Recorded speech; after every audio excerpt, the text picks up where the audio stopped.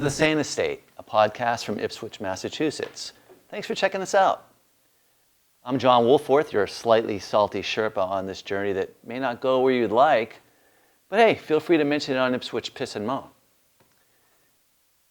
Every episode we wander the grounds of local life, from zoning fights to porch gossip with a raised eyebrow and perfunctory wave. So let's roll. Today on the Sane Estate, we're going to roll around in the mud, but with a clam fork. Ipswich's clam flats are older than our Puritan houses and almost as contested. Long before John Winthrop sent surveyors up the Ipswich River in 1633, Algonquian people were harvesting soft-shell clams here. A 19th century shell heap on Treadwell's Island still holds their story, one told thousands of years ago. By the mid-1700s, clamming was so important that Ipswich residents created one of the first fisheries regulations in New England, a 1763 committee that limited digging and ensured only local residents could take clams. From there, clams just got bigger. Well, not literally. The 19th and early 20th century saw clamming turn into a regional phenomenon. Clam shacks sprang up along Water Street, then dubbed Clamshell Alley. And innovations like fried clams invented in nearby Essex in 1914 gave diggers new markets.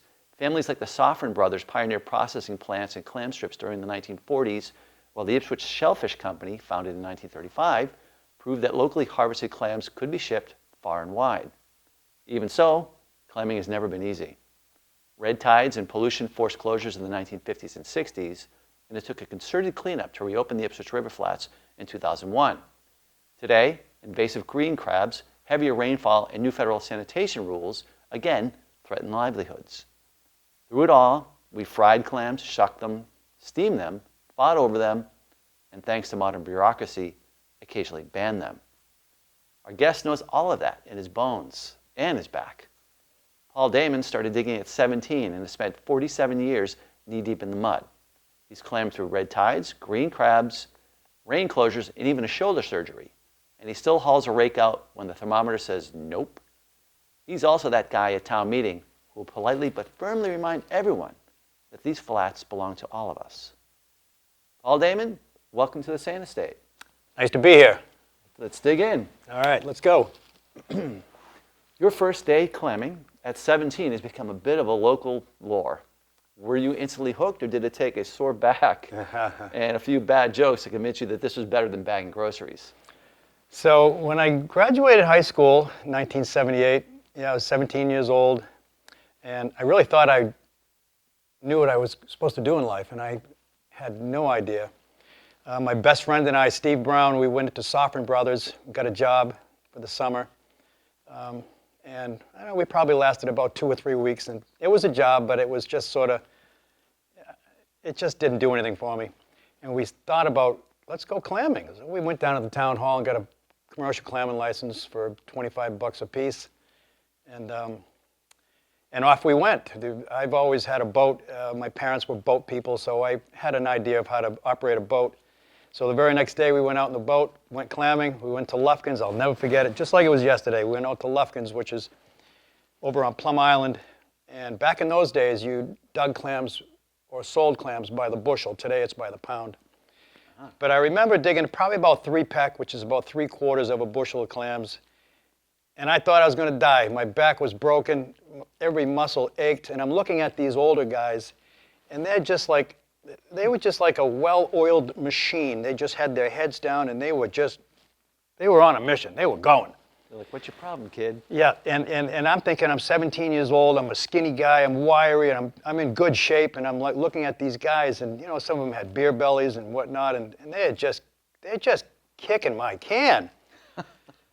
So, was I hooked? Well, so the next morning I was even in more pain, but there was something about it. I mean, I really enjoyed being out in the water, the salt air, the salt water, being in my boat, the sunshine, I mean, all of it. And, so we did it again. And yes, I was hooked. I absolutely enjoyed every bit of it.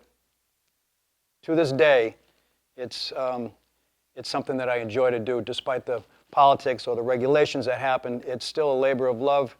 I'll do it till the missus says I can't anymore. Do it. But you have a boat. It's always good to know people who have boats. Yes, so I like there's, to go out in the boats.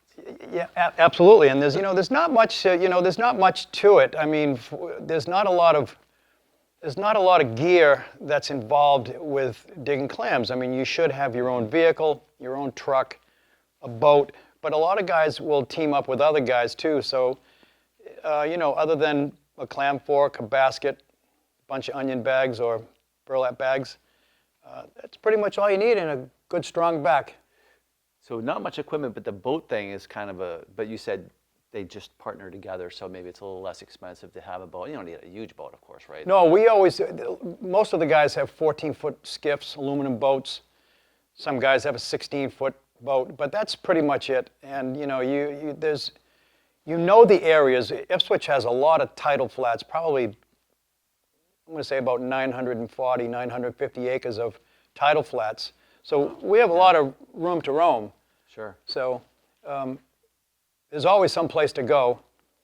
And again, some guys will team up with other guys. I mean, I have a clamming partner who's also a full-time lobsterman. He's been lobstering his whole life, so we work well together. I jokingly call him my second wife. That's nice. That's camaraderie right there. Absolutely. You said the clam business runs in 7-year cycles. Do you blame astrological charts, green crabs, or plain old climate change? How do you plan for feasts and famines when Mother Nature's running the ledger? Well, so clamming, the cycle is, if I said 7 years, it's more like 10-year cycles. Mother Nature is constantly replenishing her land or her tidal flats, and it's just apples on a tree. When the clams are harvested or picked as in apples, it takes a lot of time, a lot of years. We'll get to the end of that cycle where we are now, and we're just sort of waiting for the seed or Mother Nature to replenish that stock once again, and it becomes a waiting period, which is what we do.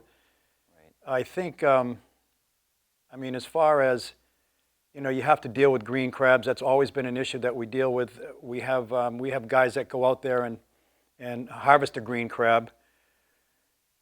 It really doesn't put much of a dent in the green crab population because they're so thick. We really need, which we haven't had in a long time, we really need a good cold winter to basically freeze them, which we have had in my lifetime, but we don't seem to have.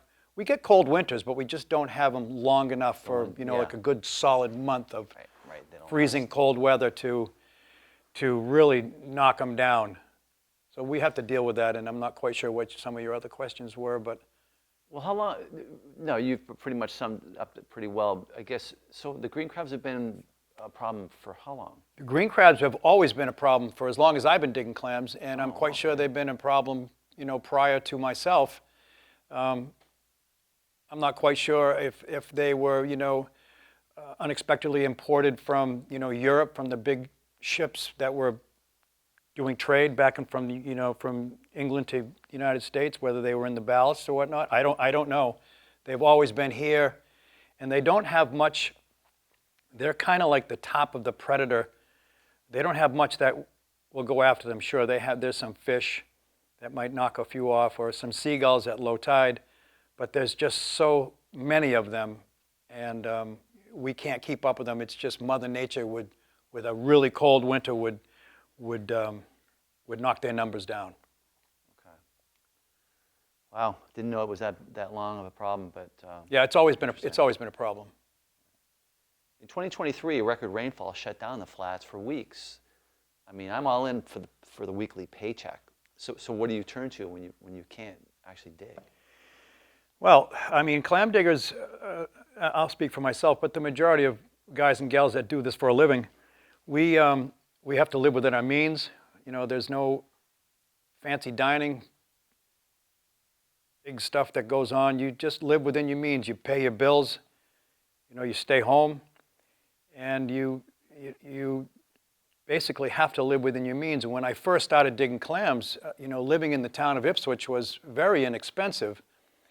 I feel bad for the young guys and gals that are doing it today that have to pay, $2,000, $2,500 a month in rent. I don't have that issue to deal with. And when I did have that issue to deal with, my rent was $200-300. So it was a lot different those days. Nowadays, it's very difficult. Guys are getting jobs. I'm very independent. In the summer months, I'll cut grass, do landscaping projects and things like that to keep myself busy and to supplement my income. But you basically have to live within your means. That's pretty much it in a nutshell. We don't make a lot of money. We're rich in other ways, but it's not necessarily in a financial way. I would assume that the price of clams or what you get paid for them hasn't really kept pace with the cost of living. I mean, not necessarily. And that's no knock on the dealers who we sell our clams to. The cost of living has pretty much outpaced, I think, a lot of people in various businesses. Mm-hmm. It's just very expensive to live these days. And, especially if you're a clam digger that relies on digging clams when the beds are pretty well depleted, it's kind of scary. And a lot of guys have picked up other jobs because they just, the rent's due, whether you got it or not, it's due. You just basically do whatever's in your wheelhouse that you're capable of doing to earn extra money. Yep. Or not extra money, but at least supplement. Just sort of supplement the income.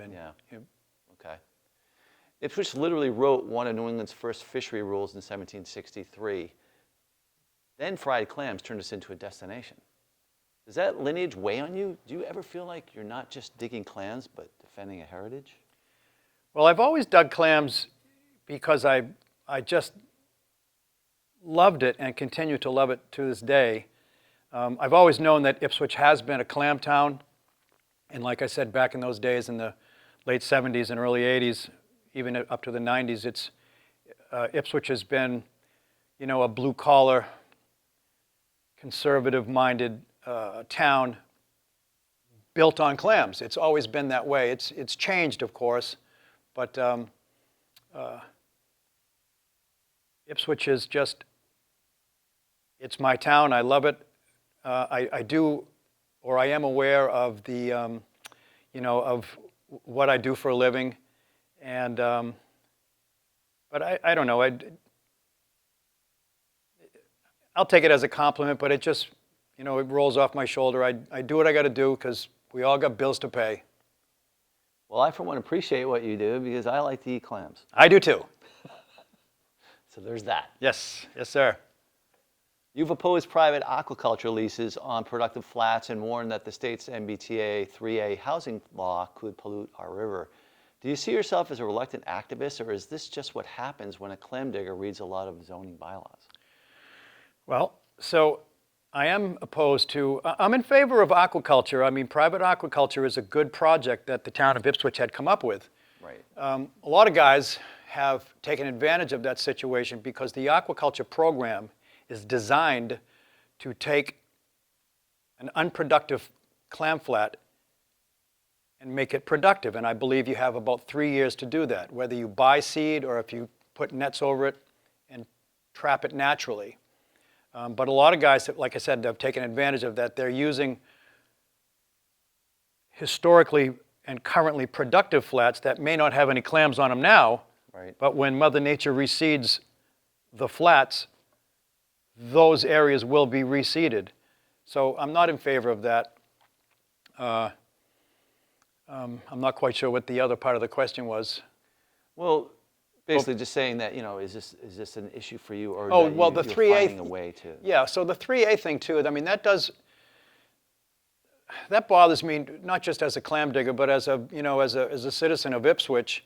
This is a small town, and to have this 3A proposal with all these additional houses and condos and whatnot, everybody's got to flush their toilet, and that water's got to go somewhere.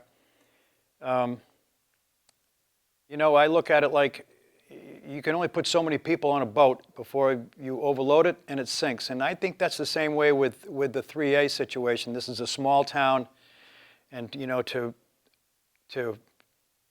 satisfy the needs of the state for all these housing on next to the to the train tracks and stuff like that, I'm just not in favor of it.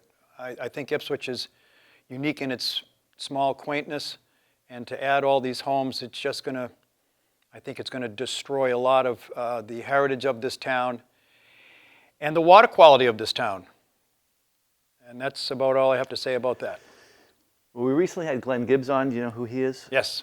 Okay, so he helped clarify a few things about 3A with me, which I thought was interesting, and it may help alleviate some of your concerns too when the episode comes out.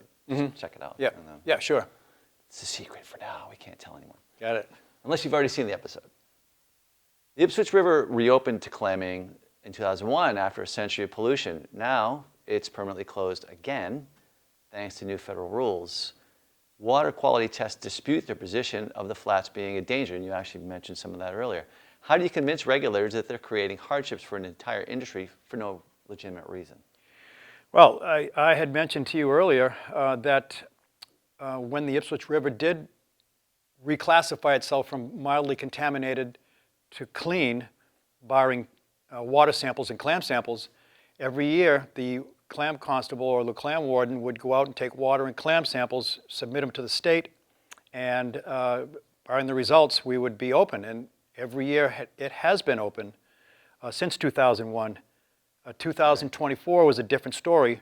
Even though the water samples came back clean, as a matter of fact, they came back, according to the warden, clean as they've ever been.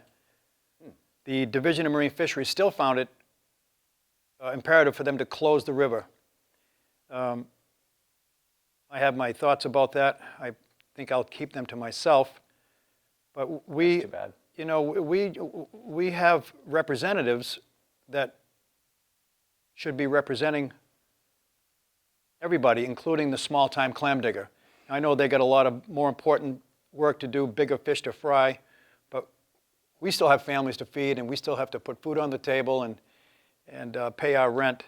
And, you know, we're kind of like, you know, we're left out on an island where pretty much to defend ourselves, and they add all these regulations. Some are good regulations, but some are just absolutely ridiculous. We'll try to fight it, but it just, you know, it just goes on deaf ears, so we're kind of used to that. Sorry to hear that. And yeah, it doesn't seem to make sense.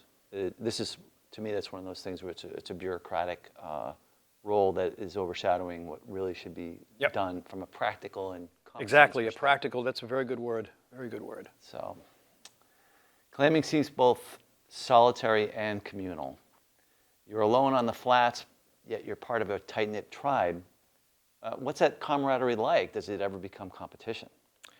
Well, I don't think I'm ever alone, even if I'm digging clams, you know, by myself. If my partner's not with me, he's out lobstering. You're really never alone. I mean, you know, it's just, I have the most beautifulest office on the planet as far as I'm concerned. The scenery is fantastic. I have wildlife, beautiful nature.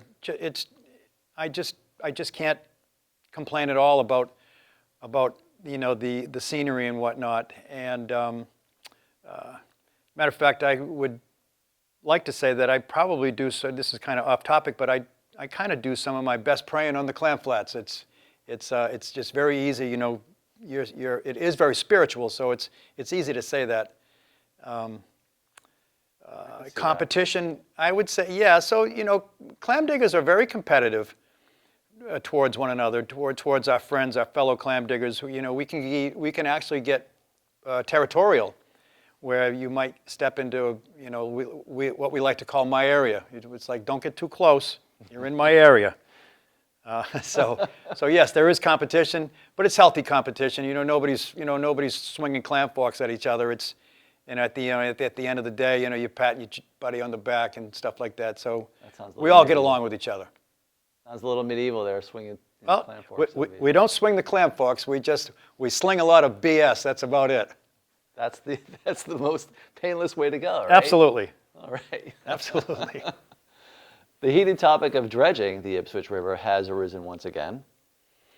Your quote in the Ipswich local news implies such an action would only benefit the wealthy. Do you feel the blue-collar workers in Ipswich are being forgotten? Well, so, you know, I've had mixed feelings on dredging the Ipswich River. You know, as a boater, I think certain areas should be dredged. It's, the Ipswich River is basically all sand, and it's just, with storms and over the years of incoming tide and outgoing tide, the sand is constantly moving, and it's filling in channels, and it does become difficult to navigate certain areas.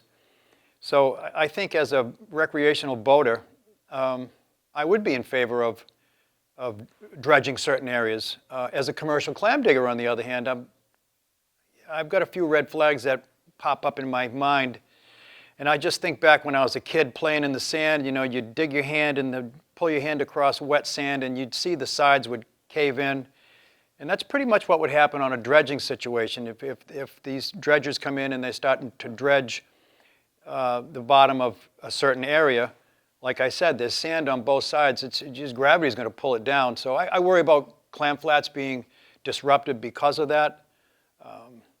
We were also told that dredging could be beneficial to, could is the key word, could be beneficial to reopening the river for more water flow, which apparently that's one of the issues that was keeping the river closed from the, there's a overflow pipe in the Ipswich River that they felt needed to be, the red zone or the closed area needed to be expanded, but they felt with dredging the river that might alleviate the problem, but might, could, we don't know. So I think to answer your question, recreationally, I'm okay with that. Commercially, as a clam digger, not too much in favor of that. And a lot of people, for as far back as I can remember, always would work with the tides. Whether you were a recreational boater, out of the town wharf, you worked with the tides. If it's too low, you wait a couple hours for the tide to come in, or vice versa. And money talks. So no offense on people that make a lot of money, I'm a little envious of them. But it's always been this way. We've always had to work with the tides, whether you're a clam digger or a recreational boater. It pretty much goes hand in hand. So that's interesting points that you make, and having support for recreational boaters and their challenges there, but also your commercial viability. Yes, exactly. I mean, the pimple's on my ass, and when I can't work, and if some noble idea destroys a clam flat, well, that just takes away from my income, and it's easy for a recreational guy to be in favor of it if it doesn't hurt his bottom line or her bottom line. So there's a lot to be said about dredging the Ipswich River, and I know it wouldn't be the entire river. I think they're talking about 2, possibly 3 areas, and I know where the low areas are. So I guess we'll have to wait and see how that goes if in fact it does come to light. Well, not just taking income away from you, which is obviously important, but I think the rest of us, anyone who loves clams, would be disappointed that there's less availability. That's right. It's not just the clam digger who's hurt. It's the restaurant owners who rely on. Ipswich still is a clam town. People come from miles away to eat Ipswich, world famous Ipswich fried clams or steamed clams. And right. If you're going to take away the resource, well then it's a trickle down or a trickle up effect. The dealers are affected. They can't buy as many clams to sell to the dealers, who can't fry as many clams to sell to the public. Right. And it's a multi-million-dollar industry in this town, and I'm referring to the whole. Sure. There's a lot of money at stake here, and again, Ipswich still is, despite the changes that have occurred over the decades, Ipswich still is a clam town. We are known for Ipswich clams. Everyone knows a clam box. I mean, you got that right, brother. Like you said, everyone comes. Yep. You meet people from all over the place when you sure go to do. the clam box. Sure do.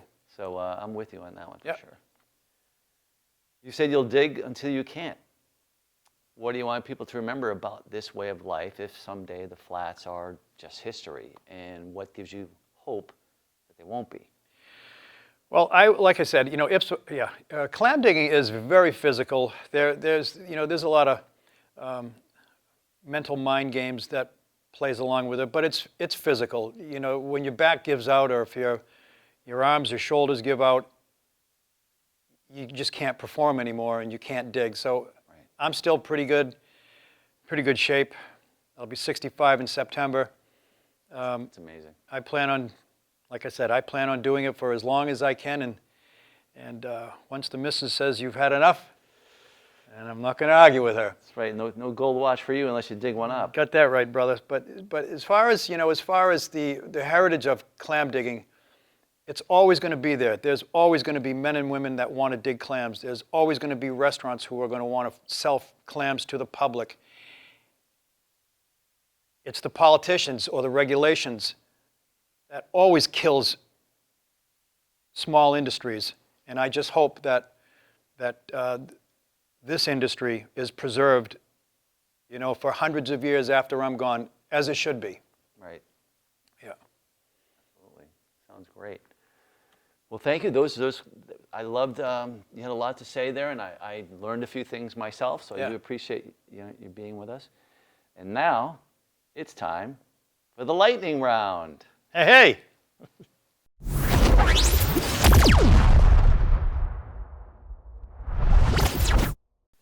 So, in the lightning round, I'm going to ask you some deadly serious and possibly stupid questions.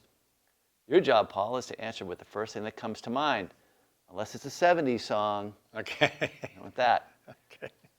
So, green crabs, enemy, appetizer, or potential pet? Absolute enemy. Enemy. Boom. There it is. If you could rename our wastewater outfall, would you call it Damon's Run just to get your name out there on a map? Well, shit flows. I think I'm just going to leave that one alone. I don't want to be associated with overflow. So, no, I wouldn't name it that. Okay. Fair enough. All right. So, if someone called you a mother shucker, would you be offended or proud? Absolutely not. Bring it on. A mother shucker is a wonderful term. Just don't replace that S with an F. Not anytime soon. Got it. Clam fork. Is it the size or how you use it that matters? Oh, it's how you use it. A clam fork is an extension of your body, of your arms, and it's just how you use it. So yes, it's how you use it. So it could be construed as an appendage either way. Yeah. Sure. Okay. During working hours, putting aside clams for yourself, is that a shellfish gesture? Well, I will just simply say this. When the missus wants clams, I better bring them home. And I always do, so I can stay on her good graces. That's super important. Yes, it is. And the bonus question. Does the color of your waders make the man? That's a... No, they don't. They don't make the man. Because I only wear waders, or we call them boots. Well, I wear hip boots in the winter when it's too cold to walk around in the water otherwise. So no, it doesn't make the man. All right, so there you go. There were some, frankly, stupid questions for the most part. All right. Thanks for, again, thank you for being with us, Paul. My pleasure. That was Paul Damon, clam digger, mud philosopher, and living proof that you can love something enough to brave frozen flats and fluctuating finances.